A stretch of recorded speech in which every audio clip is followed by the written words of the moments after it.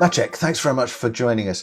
For those who don't know Kone, just tell us a little bit about the company and I suppose the strategy at the moment. When you think about Kone, you often think about elevators, escalators, turnstiles, doors. But when you think about overall company mission, we focus on improving the flow of urban life. Roughly 1 billion people use our Kone products every day to move vertically and horizontally in the buildings, around the buildings. Our strategy is focused on sustainable success with customers. So how do we help our customers move around the buildings, districts, and cities with smiles on their faces, and do it obviously in a sustainable way. In terms of the technology and innovation here, Maciej, I suppose for the real estate sector, what are the key elements there? And I suppose how is that helping, I guess, buildings and also to a certain extent cities?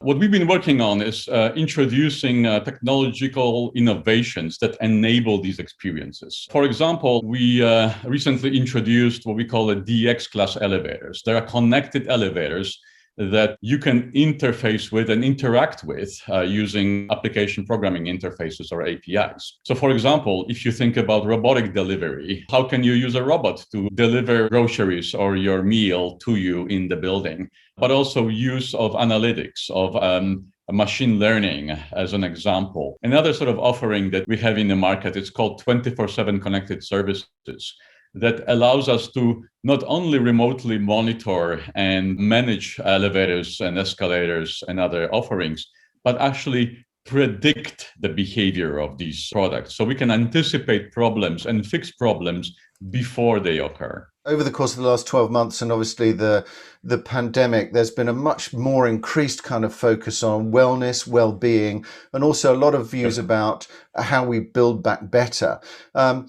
From your perspective, I guess in terms of inclusivity and accessibility, what's the company been doing? Probably the most common conversation that I've been having with customers over the last year is, how do we enable a person, let's say leaving a station or a parking lot, to move into their apartment or their office in a sort of a smooth, safe, and timely manner. And in this context, inclusivity and the focus on accessibility is really important.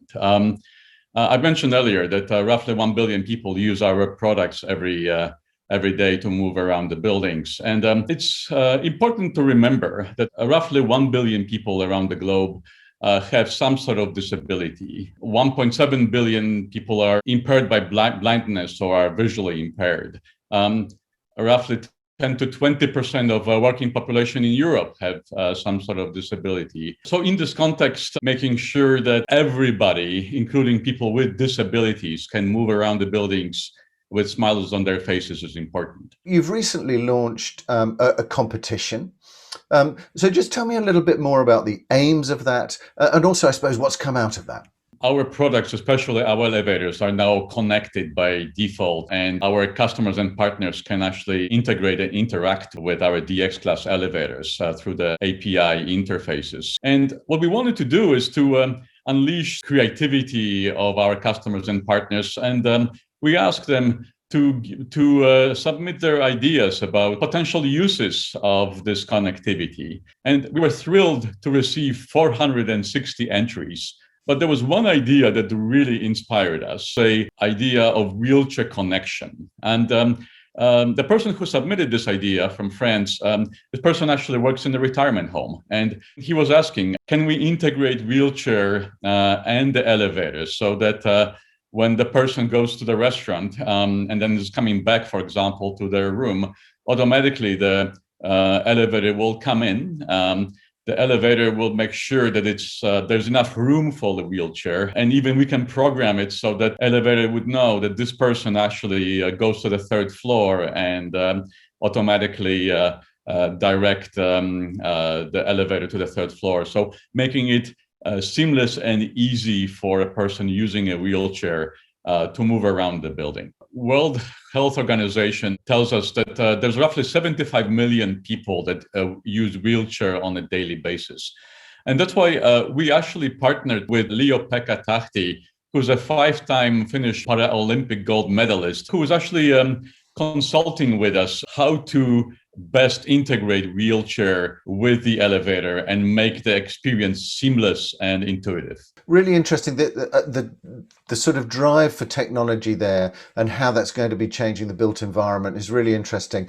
So great to get your insights on that. Thanks very much, Maciej. Thank you so much, Richard. Really, I appreciate the conversation.